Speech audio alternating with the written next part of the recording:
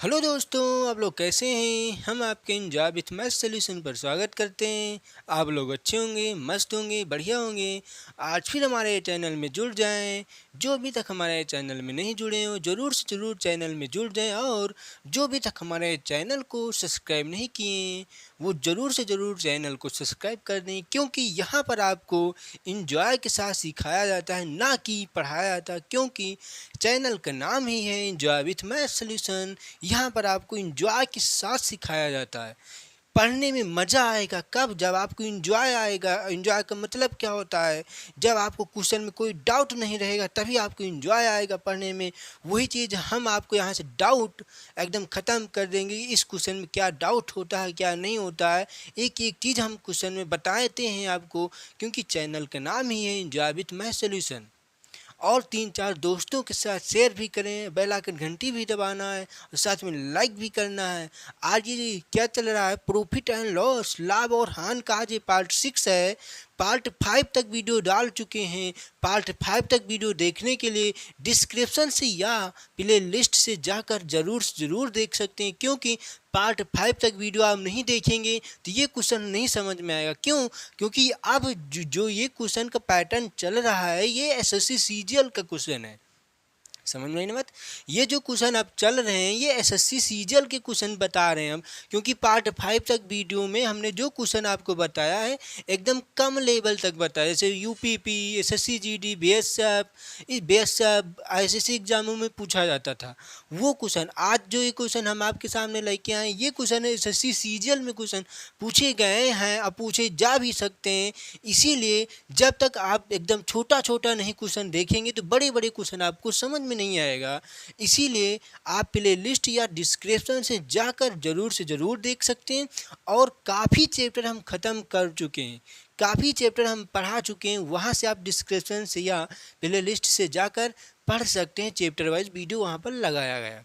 तो देखते हैं आपके सामने क्वेश्चन स्क्रीन पर लिखा है। इस क्वेश्चन को हम लगाते हैं, एक एक चीज़ का मतलब समझते हैं। देखते हैं लगाना होगा। देखते हैं हमने आपको क्या बताया, शुरुआत में ही हमने आपको बताया है कि यहाँ पर सिखाया जाता, पढ़ाया नहीं जाता। हम आपको पढ़ाते तुरंत इसका आंसर दे के आपको समझा देते, लेकिन आपको सिखाना है तो एक एक चीज़ बताना पड़ेगा, एक एक चीज़ निकालना पड़ेगा, तभी आपके समझ में आएगा। क्योंकि चैनल का नाम ही है इंजॉय विथ मैथ सोल्यूशन। पढ़ाते नहीं है, पढ़ाना होता तो डायरेक्ट हम क्वेश्चन को पढ़ते, आपको क्वेश्चन लगा के दे देते, आपका आंसर आ जाता। आज के बच्चे यही गलतियां करते हैं कि वो क्वेश्चन समझते नहीं, वो रहते हैं कि कितनी हाली हमें क्वेश्चन का आंसर दिया जाए। ये कभी मत करना कि हमें हाली कितना आंसर मिले, ये सोचो तुम कितनी हाली हमें आंसर दो। जैसे हमने आपको कहा ये क्वेश्चन आप बताइए, इसका आंसर आप बताइए, तुरंत आप आंसर इसका दो, ना कि टीचर हल्दी क्वेश्चन दे। क्योंकि टीचर कब हल्दी क्वेश्चन का आंसर देता, कब, जब टीचर को पता होता है कि इस क्वेश्चन में क्या करना है, क्या दिया गया। अब जैसे हमें इस क्वेश्चन का आंसर निकालना हो तो हम जल्द से जल्द निकाल सकते। क्यों? क्योंकि मुझे इस क्वेश्चन में पता है कि क्या किया जाएगा, क्या दिया है, क्या निकालना कैसे, तब हम जल्दी कर सकते हैं। लेकिन आपको नहीं पता है तो आप जल्दी नहीं कर सकते। इसीलिए पहले पता करो, फिर जल्द से जल्द लगाने का प्रयास भी करना है। बात समझ में ना। देखने क्वेश्चन को लगाते हैं, पढ़ते हैं क्वेश्चन को ध्यान से। ए ने एक टीबी बी को, क्या कह रहा, ए ने टीबी बी को 20% के लाभ पर बेचा और बी ने इसे सी को 8% की हानि पर बेचा। यदि सी ने इसके लिए रुपए 414 का भुगतान किया तो भुगतान का मतलब हानि या कुछ भुगतान कर रहा। जैसे हमने लाते हैं 100 का और 100 में 110 रुपये दिया तो 10 रुपये का भुगतान किया ना, 10 रुपये और देना पड़ा हमें, यही होता है भुगतान का मतलब। बात समझ में आई ना। अब आगे देखते हैं और आगे क्या कह रहा है। भुगतान किया, ए ने टीवी के लिए रुपए में कितना भुगतान किया था। अब ए का बताना है और सी का दिया है, हमें ए का निकालना है। तो देखते हैं कैसे इसको लगाएंगे, ध्यान से देखना है। क्या कह रहा है, ए ने एक टीवी को 20% के लाभ पर बेचा। तो 20% का लाभ क्या होता है, ये क्या है 20%। अब 20% बराबर क्या होता है, 20% का फ्रैक्शन में क्या होता है देखते हैं, निकालते हैं। डायरेक्ट लिख सकते हैं लेकिन आपको निकाल के दिखाते हैं, ध्यान से देखना है। ये आएगा 0 0 और क्या आएगा 2 एकम 2, 2 पंचे 10, 1/5। ये 20% का फ्रैक्शन आया 1/5। ठीक, आगे देखते हैं। अब आगे क्या कह रहा है कि 8% की हानि पर, तो 8% की हानि निकालते हैं। 8% की हानि बटे 100 काटेंगे, क्या आएगा 4 दूनी 8 कट जाएगा, 4 दूनी 8, देखने 4 दूनी 8 और 4 दूनी 8, 2 बचे 4 पंचे 20, तो क्या आया 2/25। समझ में आई ना बात। तो ये आपके फ्रिक्शन आ चुके हैं, 20% का है और ये 8% का फ्रिक्शन है। अब क्या कह रहा था कि ए ने बी को 20% पर लाभ पर बेचता है। ए जो है बी को 20% के लाभ पर बेचता है, तो देखते हैं लाभ पर बेच रहा है। ए है जो बी को 20% लाभ पर बेचता है, तो देखते हैं क्या आएगा। तो 5 में 1 का लाभ वो कह रहा है, 5 में 1 का लाभ वो कमा रहा है, तो इसका मतलब वस्तु 5 रुपये में था, वस्तु 5 रुपये में था, तो 1 का लाभ हुआ, तो इसका मतलब 6 रुपये में बेचा होगा, तभी तो होगा ना। वस्तु 5 रुपये में था और एक क्या कह रहा है लाभ हुआ, तो 5 में 1 का लाभ हुआ, इसका मतलब 6 रुपये में बेचा होगा। और दूसरा क्या कह रहा है कि 8% की हानि पर बेचा, इसका मतलब 8% की हानि बेचा, तो उसने 8% की हानि बेचा, तो 8% की फ्रैक्शन क्या है, ये है। तो ये 25 में 2 का हानि कर रहा है, इसका मतलब 25 रुपये का था और 2 रुपये का हानि कमाया, तो कितने में बेचा होगा 23 रुपये में बेचा होगा, 23 में बेचा होगा कि नहीं। तो ये क्या हुआ, लाभ हुआ, ये लाभ हो रहा है, ये हानि हो रहा है। अब इसका क्या कर लेते हैं, गुणा कर लेते हैं। ध्यान से देखना है, 25 पंचे 125। ठीक, अब इसको गुणा करते हैं, क्या आएगा 36 18 के 8, हासिल आया 1। ध्यानपूर्वक देखना है, तभी आपको समझ में आएगा कि क्या किया जा रहा है, क्या इसको निकालना कैसे। 36 18 के 8 हासिल आया 1, और क्या आएगा 3 दूनी 6, 6 क्या था, कितना आएगा, गलत हो रहा है, देखते हैं।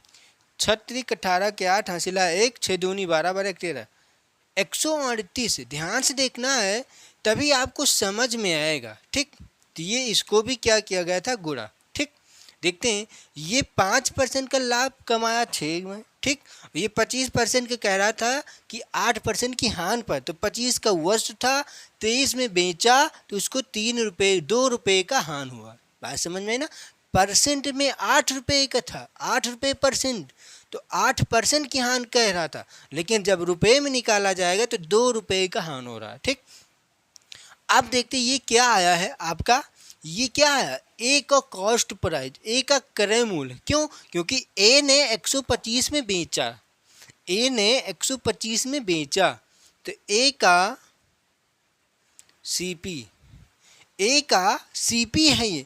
अब ये क्या होगा, ये क्या है, ध्यान देखना, क्या कह रहा था कि हानि पर बेचा, यदि सी ने, ध्यान से देखना है, यदि सी ने उसे इसके लिए 414 का भुगतान किया, तो ध्यान से देखना है, 414 का भुगतान किया, तो ये क्या आया 138। ये क्या है, क्योंकि ये सी का कॉस्ट प्राइस हो जाएगा ना, ये क्या हो जाएगा सी का सीपी, ये सी का कॉस्ट प्राइस, जिसका मतलब सीपी हो जाएगा।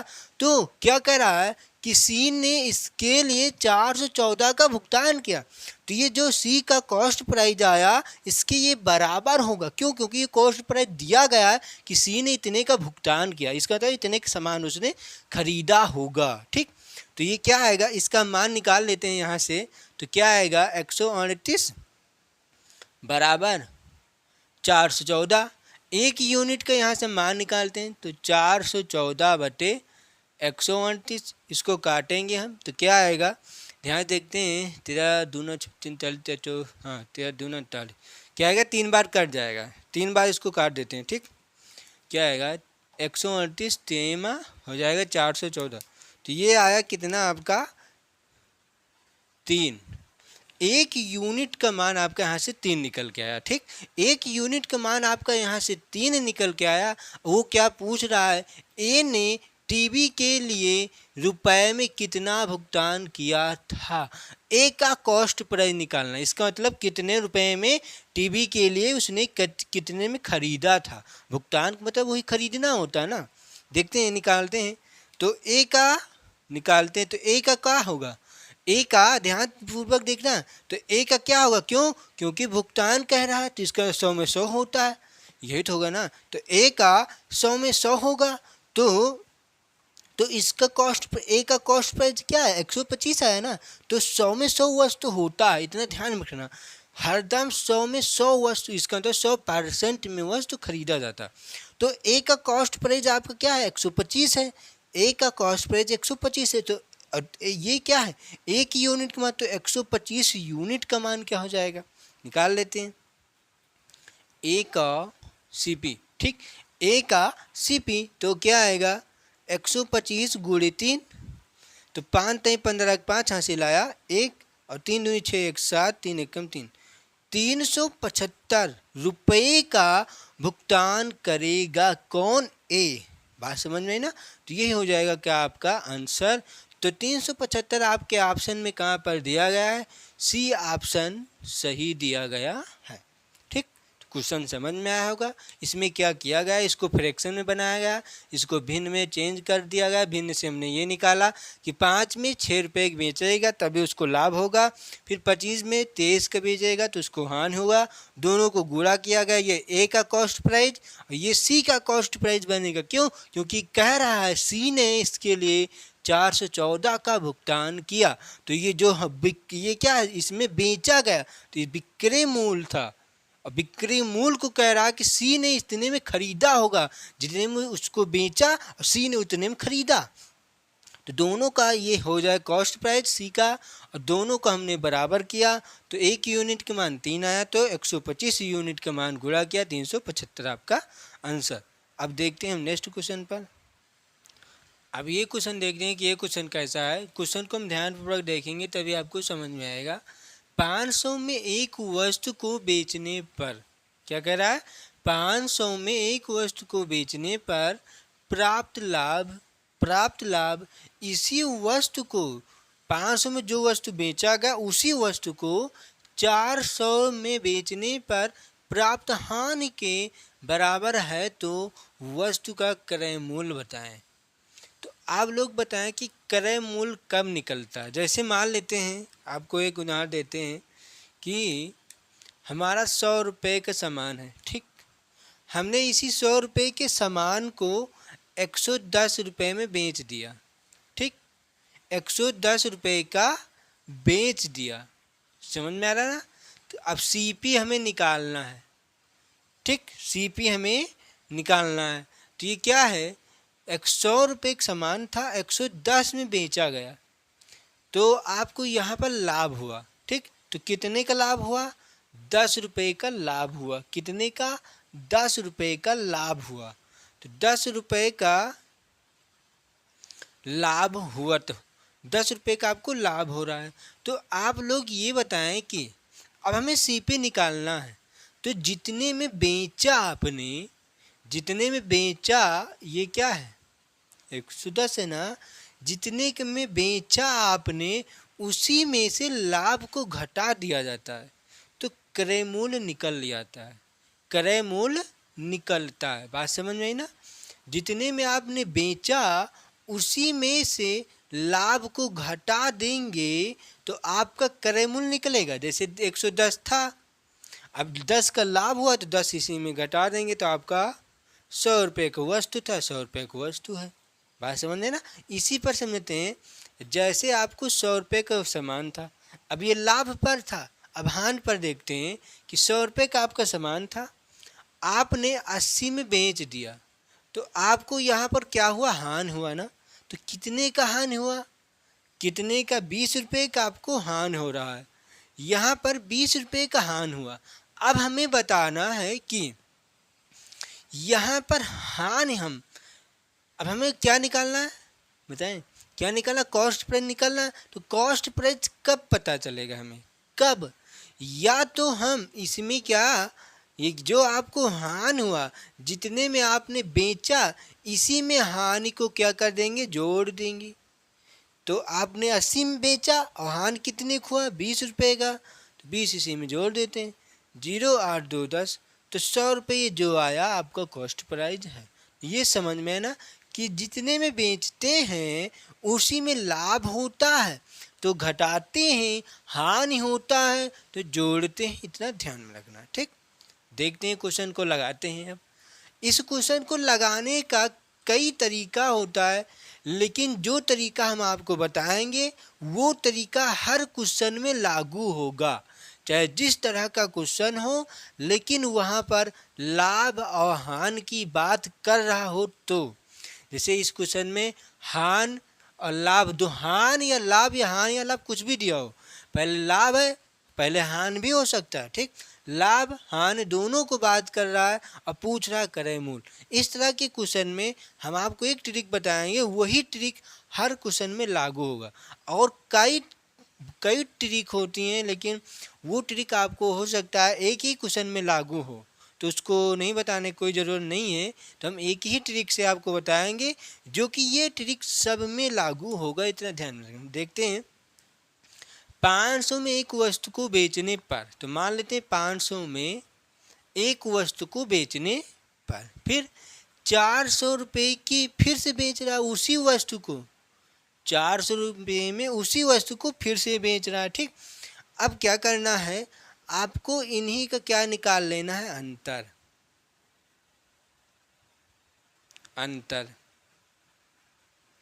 बात समझ में आई ना, इन्हीं दोनों को क्या निकाल लेना है, अंतर। तो 500 का और 400 है ना, तो अंतर कितना आया आपका, 100 रुपये। अंतर कितना आया आपका, 100 रुपये। 100 रुपये का ये है आपका अंतर। ठीक, अब देखते हैं जब आपका 100 रुपये का अंतर हुआ तो अब हम यहाँ से हम क्या निकालेंगे, प्रॉफिट एंड लॉस का हम रेशियो निकाल लेंगे। प्रॉफिट एंड लॉस का, लाभ और हानि का हम एक रेशियो निकालेंगे। तो देखते हैं, तो लाभ और हानि का रेशियो कितना है, इसके गुणांक में 1 है और इसके गुणांक में 1 है ना, तो दोनों का हम रेशियो जब निकालेंगे तो दोनों का रेशियो निकालने के बाद तो क्या आएगा, ये क्या आया, 1 आएगा कि नहीं, दोनों का रेशियो निकाल लेंगे ना, तो P इसके गुणांक में 1 और इसके गुणांक में 1 बराबर 1। ठीक, अब तो इन दोनों का ये क्या है बताएं, इन दोनों को ये क्या है, क्या कह रहा है, मैं बेचने पर प्राप्त हानि के बराबर है, तो वस्तु का क्रय मूल्य बताना। दोनों क्या आपको बराबर दिख रहा है ना, दोनों बराबर है ना, तो यही बराबर है, तो 2 यूनिट का मान 100 रुपये है, तो यहाँ से हम 2 यूनिट का मान 100 रुपये, तो 1 यूनिट का मान निकालेंगे, 2 1 कम 2, 2 पंचे 10, 2 शून्य शून्य, 50 रुपये। 1 यूनिट का मान 50 रुपये, तो इसका क्या आएगा, इस यूनिट का मान क्या आएगा, 50 रुपये, और इस यूनिट का मान क्या आएगा, 50 रुपये। क्यों, क्योंकि 1 यूनिट का मान 50, तो 1 यूनिट का 50, 50 से कम 50, ये भी 50 से कम 50। अब ये क्या है, 50 रुपये का प्रॉफिट हो रहा है और 50 रुपये का लॉस हो रहा है। ठीक, अब क्या निकालना है, कॉस्ट प्राइस। और ये क्या है, ये क्या है, ये क्या है, सेलिंग प्राइस है ना। क्यों, क्योंकि क्या कर रहा है, वस्तु को बेचने पर, वस्तु को बेचने पर ये क्या है, सेलिंग प्राइस है ना, एसपी है कि नहीं है, ये एसपी है कि नहीं है ना। हमें क्या निकालना है, कॉस्ट प्राइस। तो अभी हमने आपको बताया है कि cost price CP, cost price को निकालने के लिए क्या होता है, लाभ होता है तो घटाते हैं, किसमें से, जितने में बेचा आपने, तो बेचने का मतलब क्या होता है, सेलिंग प्राइस, विक्रय मूल्य, तो विक्रय में से लाभ को घटा देते हैं। हानि होता है तो हानि में क्या होता है, विक्रय में जोड़ देते हैं जितने का आपको हानि हो। तो प्रॉफिट 50 का हो रहा है, लॉस भी 50 का हो रहा है, और हमें क्या निकालना है, सीपी इसका होता है कॉस्ट प्राइस निकालना। और कॉस्ट प्राइस निकालने के लिए हमने अभी आपको क्या बताया, सेलिंग प्राइस से लॉस जोड़, क्या होता है, लॉस जोड़ देते हैं, और सेलिंग प्राइस से प्रॉफिट घटा भी देते हैं। तो दोनों हमने बताया था। तो यहाँ से आप दोनों कुछ भी करके निकाल सकते हैं। तो मान लेते हैं हम 500, ये क्या है, सेलिंग प्राइस है ना, विक्रय मूल्य है। तो इसमें लॉस कितने का रहा है, 50 रुपये का। तो इसी में जो लॉस हुआ तो प्रॉफिट भी 50 का हो रहा है ना। तो हम चाहे इसमें से प्रॉफिट घटा दें या देखिए इसमें सीपी है, इसमें प्रॉफिट हो रहा है, तो प्रॉफिट से हम घटा सकते हैं और लॉस में जोड़ सकते हैं ना। तो देखते हैं जब प्रॉफिट हुआ 500, देखते हैं 500 का ये सेलिंग प्राइस है, तो 500 माइनस, तो कितने का आपको लॉस हो रहा है, कितने का, देखते हैं। ये सेलिंग प्राइस इसका ये है और इसका ये है, बात समझ में आ रही है ना बात। तो ये पी और 50, तो प्रॉफिट कितने का हुआ 50, तो 50 को हम घटा देते हैं तो वो सेलिंग प्राइस निकल जाएगा। और लाभ होता है तो ये लाभ हुआ, हमने लाभ वाले से लिया है। हान, आप हान भी उठा सकते हैं, हान लेंगे तो हान में जोड़ देंगे, और लाभ वाला लेंगे, प्रॉफिट वाला लेंगे तो उसमें घटाएंगे, कुछ भी कर सकते, कोई दिक्कत नहीं रहेगा आपको, ठीक। तो ये आएगा, तो क्या आएगा, 450 रुपये। तो सीपी कॉस्ट प्राइस आपका क्या हो जाएगा, 450 रुपये आपका आंसर हो जाएगा सीपी का कॉस्ट प्राइस, ठीक। तो वस्तु का क्रय मूल्य ज्ञात करो। तो वस्तु का क्रय मूल्य जो कि सीपी 450 होगा। आपके ऑप्शन में कौन सा ऑप्शन सही है, बी ऑप्शन इसका सही दिया गया है, ठीक। तो क्वेश्चन का आंसर आ चुका है। ये नियम हर जगह आपको ये नियम फॉलो होगा। इसके कई नियम होते हैं, इसको हम कई नियम से लगा सकते हैं। जो जितने कर देखते हैं, इसको गुणा करके जोड़ के भाग भी कर सकते, कई तरीके होते हैं। लेकिन जो तरीके वो सब हैं वो एक एक क्वेश्चन में लागू होंगे बस। कई तरीके जो क्वेश्चन बनते हैं उसमें लागू नहीं होगा। लेकिन ये जो हमने आपको तरीका बताया, ये तरीका हर जगह लागू होगा, आपका इतना ध्यान में रखना, ठीक। तो हम दोस्तों यहीं तक रखते हैं क्योंकि काफ़ी समय हो चुका है फिर। तो वीडियो आपको अच्छी लगे तो लाइक कर देना, शेयर और सब्सक्राइब, ठीक। थैंक यू क्लास, जय हिंद, जय भारत।